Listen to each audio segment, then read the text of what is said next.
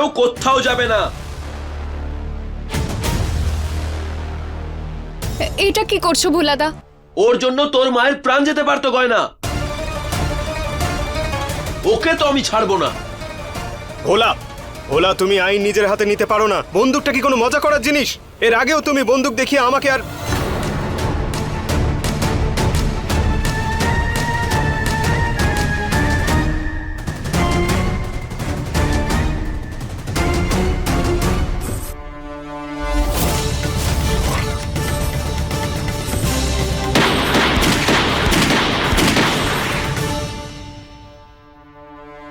ভোলাদা, এটা ডাক্তার বাবু।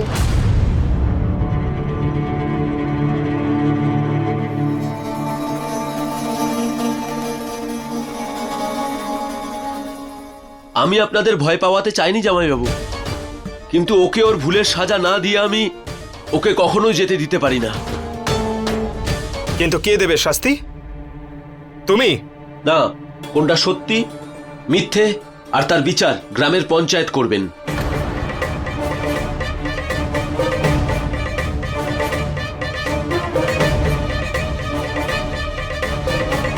না ভোলাদা, এসব করার কোনো প্রয়োজন নেই।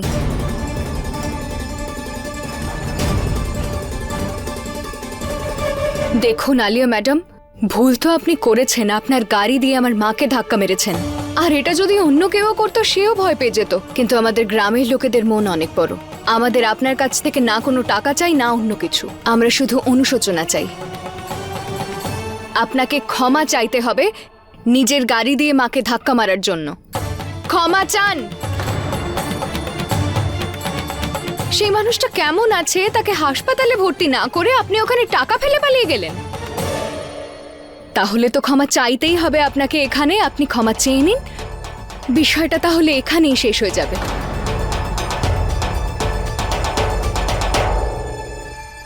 আমাকে ক্ষমা করে দিন আন্টি, আমি আমার দোষ স্বীকার করছি।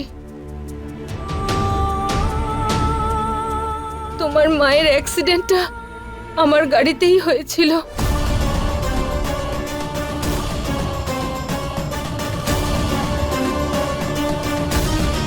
এটা কি করে করতে পারো তুমি আলিয়া? তোমার মনটা এত শক্ত কি করে হতে পারে? তুমি কাউকে ধাক্কা দিয়ে তাকে মরার জন্য সেখানে ফেলে দিয়ে চলে গেছো।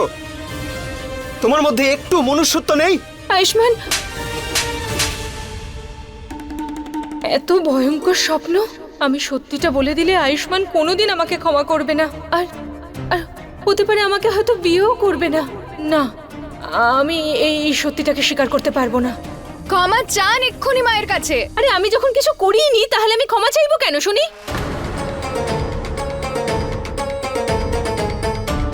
দেখুন, আপনি যেটা করছেন না সেটা একদম ঠিক করছেন না। আমি পরিষ্কার আপনার চোখে দেখতে পাচ্ছি যে আপনি মিথ্যে বলছেন। আরে মিথ্যেবাদী তো তুমি। বেনারসে আমি তোমাকে দোষারোপ করেছিলাম, তাই সেই জিনিসটার বদলা তুমি এখন নিচ্ছ আর আমার উপর মিথ্যে অভিযোগ করছো। আমি দোষ চাপাচ্ছি? তাহলে এই নিন, আমি আমার মায়ের মাথায় হাত রেখে বলছি যে আমি যা কিছু বলছি সেটা সত্যি বলছি। আচ্ছা, তাহলে আমিও আমার মায়ের মাথায় হাত রেখে শপথ করছি, আমিও মিথ্যে কথা বলছি না, আমি কোনো অ্যাক্সিডেন্ট করিনি।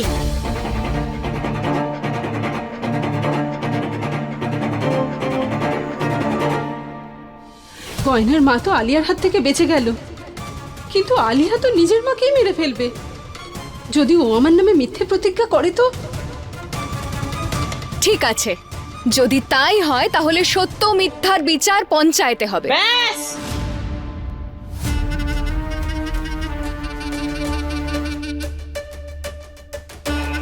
বলবে না, শুনবে।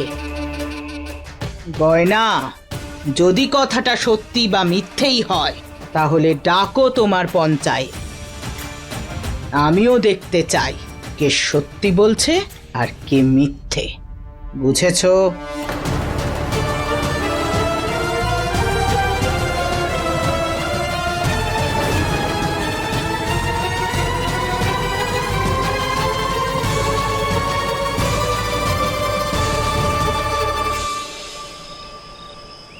জোর বাঁচা বেঁচেছি।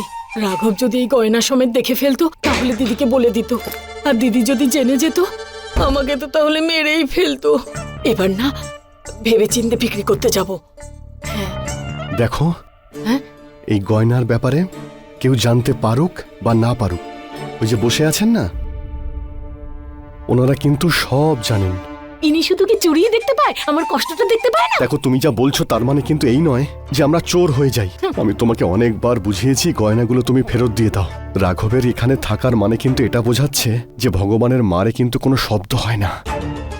আর এটা ভেবে দেখো যে ভগবান যদি তোমার উপরে একবার রুষ্ট হন, আর ভগবান যদি তোমার এই অন্যায় কাজের জন্য তোমাকে বড় শাস্তি দেন, তখন বুঝবে তুমি গয়নাগুলো ফেরত দিয়ে এসো।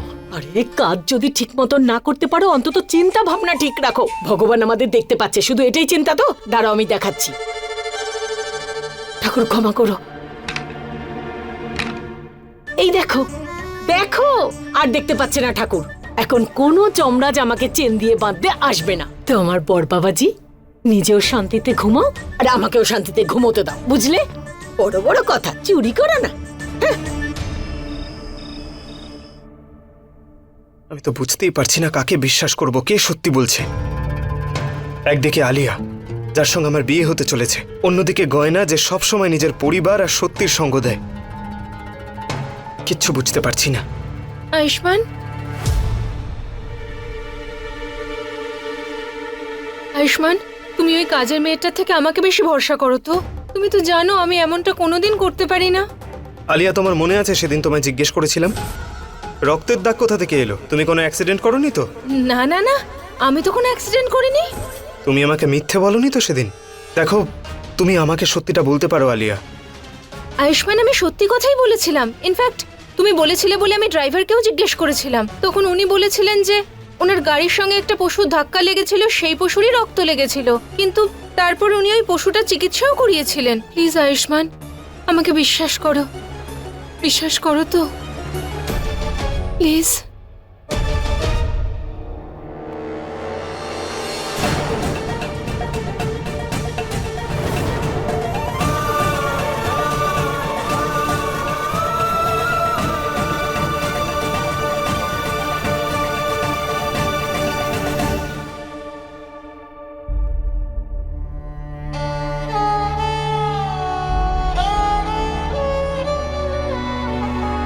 এ কি মা, তুমি শোনি এখনো? এখানে কি করছো?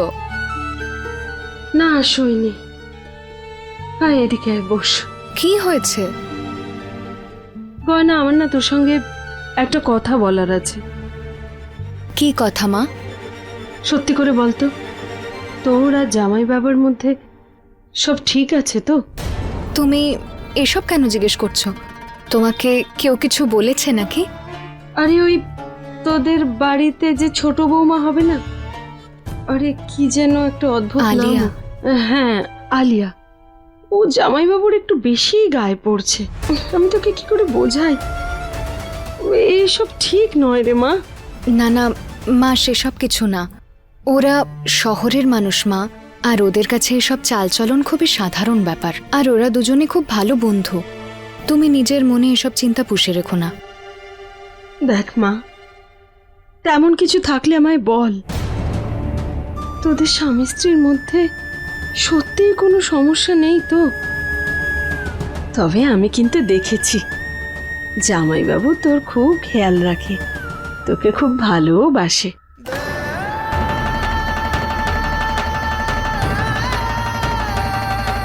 আমি তো জোর করে দেওয়া বিয়েটাকে বিয়ে বলে মনেই করি না। তোমাকে জোর করে আমার ঘাড়ে চাপিয়ে দেওয়া হয়েছে। আমি শুধু আমার দায়িত্ব পালন করতে এসেছি, আর কিচ্ছু না।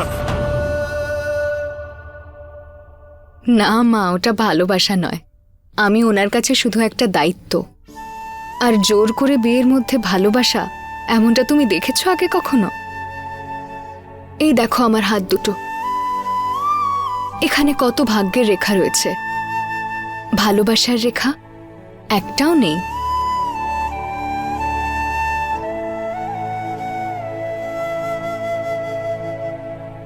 দায়িত্ব পালন করাও কিন্তু একরকম ভালোবাসাই রে মা। তুই জানিস তো, স্বামী স্ত্রীর ভালোবাসার ভিত্তিই হলো দায়িত্ব।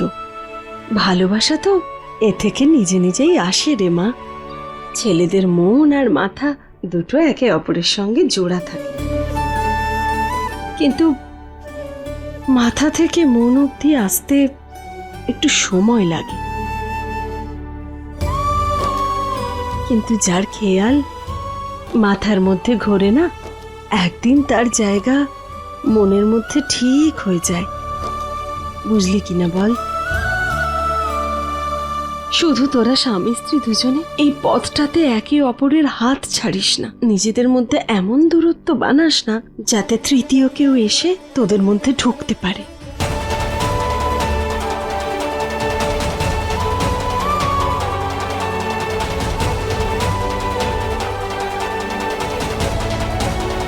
তুমি চিন্তা করো না মা, ভগবান যা করবেন সেটা ভালোর জন্যই করবেন। আর আমার সম্পূর্ণ বিশ্বাস আছে কাল পঞ্চায়েতে ভগবান সত্যিটা সামনে আনার জন্য আমার সাহায্য নিশ্চয়ই করবেন।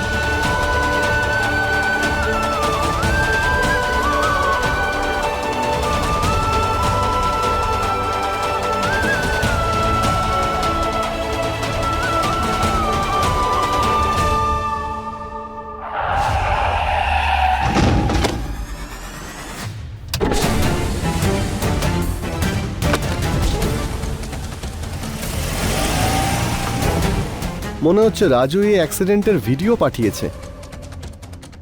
এটা পঞ্চায়েতে কালকে প্রমাণ হিসাবে দেখাতে হবে।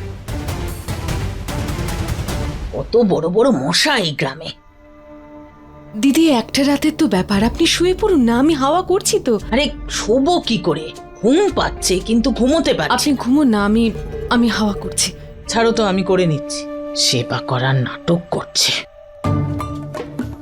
হে ভোলানাথ, কৃপা করো।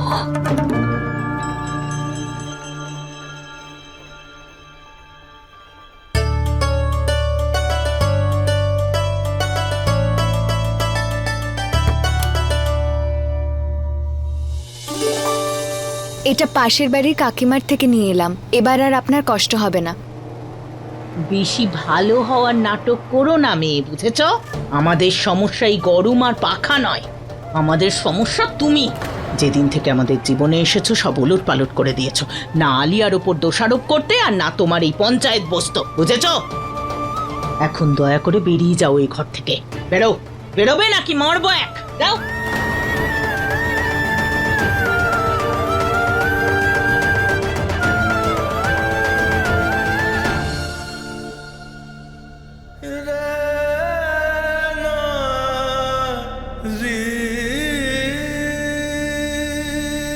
এরম ভাবে কেন দেখছেন? আপনারও কি মনে হয় আমি আলিয়া ম্যাডামের উপর মিথ্যে অভিযোগ এনেছি? আমি কি আমার মায়ের মিথ্যে দিব্যি দিয়েছি? আমি কি আপনাকে মিথ্যে বলছি? আপনাকে কি বিপদে ফেলছি? আরে তোমার হেঁচকিটা যখন থামছে না তখন তুমি থেমে যাও। আমি তো থেমে যাব ডাক্তারবাবু, কিন্তু আমার হেঁচকি থামবে না। কেন? এটাও কি তোমার মতো জেদি নাকি? না, কারণ আমার খিদে পেয়েছে। আমি সকাল থেকে কিচ্ছু খাইনি, আর যখন আমি কিছু না খাই আমার খিদে পেলে হেঁচকি ওঠে। আর তাতে আপনার কি? আপনার তো মনে হয় আমিই দোষী, কিন্তু আমার ভগবান জানেন যে আমি ভুল নই। এখন এদিক ওদিক কেন তাকাচ্ছেন? আমার সাথে কথা বলুন। আরে ওদিকে কেন যাচ্ছেন? খাও। এটা কি? আরে আমি তোমাকে এই জন্য খাইছিলাম কারণ তোমার হেঁচকি উঠছিল। তুমি কোনো কিছু করার আগে ভাবো না নাকি?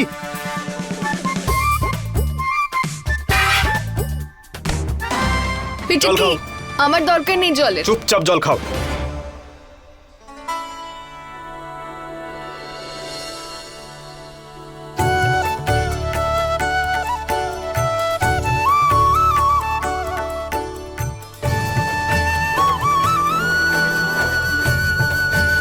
ভগবান এদের সঙ্গে আছেন, তাই তো সকালবেলা স্বামী স্ত্রীর একসঙ্গে খাওয়ার নিয়ম এভাবে পালন হয়ে গেল।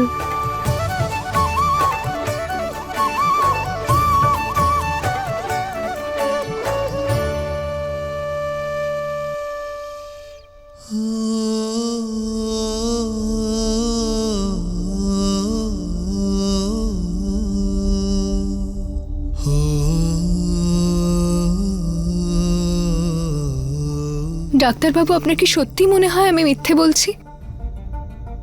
দেখো, আমি বলছি না তুমি মিথ্যে বলছো বা সত্যি বলছো, আর না আমি কারোর সাইড নিচ্ছি। সত্যিটা যাই হোক, সেটা পঞ্চায়েতের সামনে চলেই আসবে।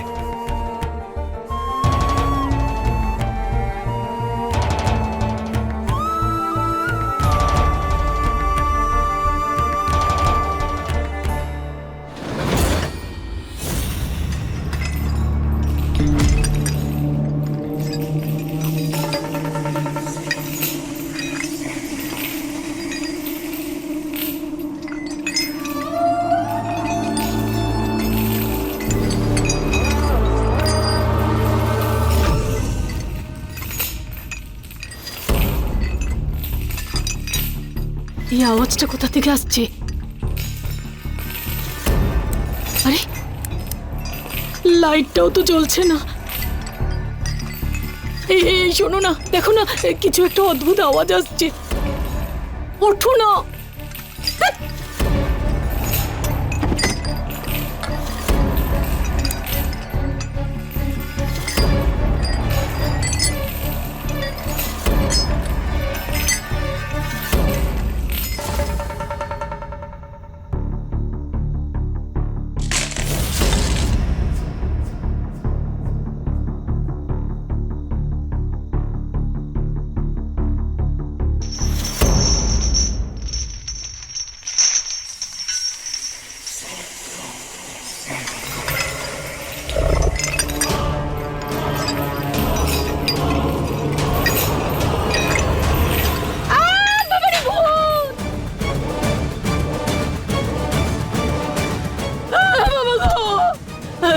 কি হলো কি? তুমি তখন কিসব গল্প বলছিলে? যমরাজ এসছে আমাকে চেন দিয়ে বেঁধে নিয়ে যাওয়ার জন্য। ওকে গিয়ে বলো না আমি ওর সঙ্গে যাব না। না, আমি যাব না। কি হলো? তোমরা চেঁচাচ্ছ কেন? ও, বাড়িতে যমরাজ এসছে। হ্যাঁ, যমরাজ? কি বলছো কি? হয়তো স্বপ্ন দেখেছো। না না, আমি কোনো স্বপ্ন দেখিনি। আমি বাইরে গেছিলাম, তখন একটা ছায়া দেখছিলাম আমাকে বাঁধতে আসছে। আমি দেখেছি বাইরে। ছায়া, শেকল, ও বাইরে নেই তো?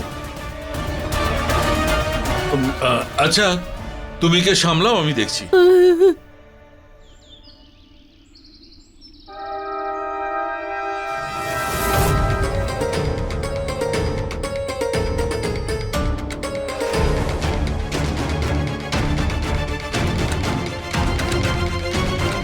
খুব ভালো হয়েছে যে তুমি আমাদের জন্য শাড়িগুলো নিয়ে এসেছো, না হলে তো এই গ্রামের লোকদের সস্তার পুরনো শাড়ি আমাদের পরতে হতো। আরে এখানে এত বড় নাটক হচ্ছে, আসতে তো হতোই। আমি বলছিলাম যে তোমরা এত অসুবিধায় আছো, আমার তো আসতেই হতো, তোমাদের একাকি করে ছাড়তাম। খুব মজা হবে এই পুরো নাটকটা দেখতে। আজকে আমরা পঞ্চায়েতে এই গ্রামে হওয়া দুর্ঘটনার ব্যাপারে কথা বলবো। সমস্ত প্রমাণ দেখে আমরা বিচার করব কে ঠিক আর কে ভুল।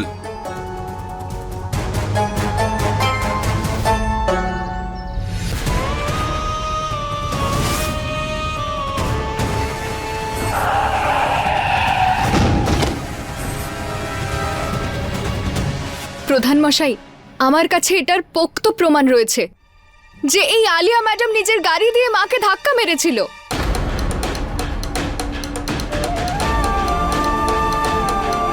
আর আমার মাকে আধমরা অবস্থায় ফেলে রেখে চলে গেছিল।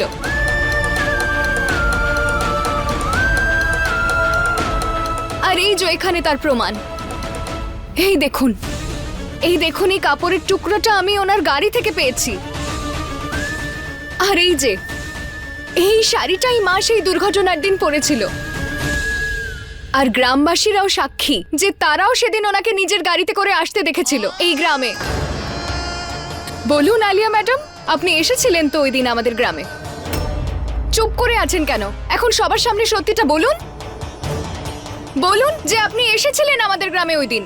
হ্যাঁ, আমি এসেছিলাম সেই দিন খাপুরিয়া গ্রামে।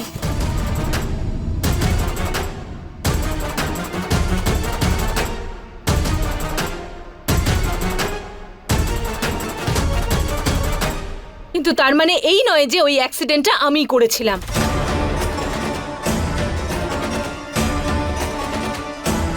তোমার মায়ের শাড়ির সঙ্গে মিলে যায় এমন একটা শাড়ি আমার গাড়ি থেকে পাওয়া যায়, তার মানে হলো এটা নয় যে গাড়ি দিয়ে ধাক্কা আমিই দিয়েছিলাম। জেঠিমা ওই প্যাকেটটা একটু দিন।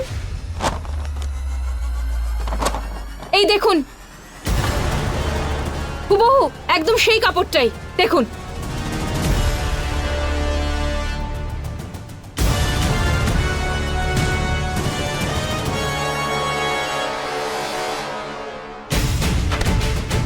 এই শাড়িটা দেখাও। এই দেখুন একদম হুবহু এক। এই আরো দেখুন একদম মিলে যাচ্ছে কাপড়গুলো। দেখুন আপনারা, এই দেখুন, এই দেখুন, আপনিও দেখুন।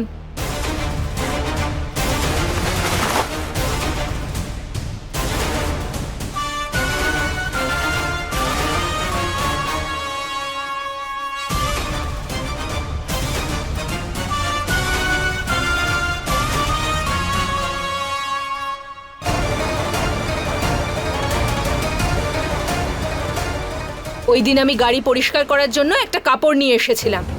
তাহলে হতে পারে যে গাড়ি পরিষ্কার করার সময় কোনো কাপড়ের টুকরো ওখানে লেগেছিল। কিন্তু আমি এটা জানি যে তুমি এসব কেন করছো। বেনারসে আমি তোমার চুড়িটা ধরে ফেলেছিলাম, তাই তুমি এখানে আমাকে ফাঁসাচ্ছ, তাই না? আই মেয়ে, মুখ সামলে তুমি কথা বলো। এই ছাড় আমাকে। কি বলছো? আমার মেয়েকে তুমি চুরির দায় ফাঁসাচ্ছ? আকাশ যদি মাটিতে নেমেও আসে, আমার গয়না চুরি করতে পারে না। আরে আপনার মেয়েই চুরি করেছিল, ঠিক মেয়েকেই দোষ দিচ্ছি আমি। এত নিচে নামতে পারো তুমি? ভগবানের গয়না চুরি করেছিল। আমি কোনো চুরি করিনি। উনি মিথ্যে অভিযোগ করছেন আমার ওপর। হ্যাঁ হ্যাঁ, এখন তো তুমি বলবে। এটা তোমার গ্রাম বলে তুমি আমাকে এখানে ফাঁসাতে চাইছো, তাই না?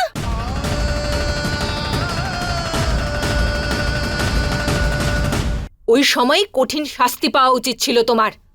ভুলে গেছো পিসিমার বাড়িতে তোমার কি ক্ষমতা আছে, কি অধিকার আছে? হ্যাঁ,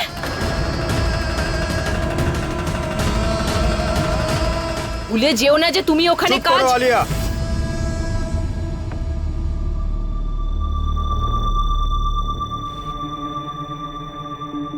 ওখানে যা কিছু হয়েছিল তার কোনো প্রমাণ পাওয়া যায়নি, তাই ওই সব কথা এখানে বলার কোনো প্রয়োজন নেই। একদম ঠিক বলছেন ডাক্তারবাবু। আমরা এখানে গয়নার মায়ের সঙ্গে যা ঘটেছে সেই ব্যাপারে কথা বলছি। যেটুকু বলার আছে শুধু সেটুকুই বলুন। ঠিক আছে, আমার শুধু এটাই বলার আছে যে ওই অ্যাক্সিডেন্টটাও আমি করিনি। গয়নার কাছে এমন কোনো পোক্ত প্রমাণ আছে যাতে এটা প্রমাণ হয় যে ওর মাকে ধাক্কা আমি মেরেছিলাম। প্রমাণ আছে।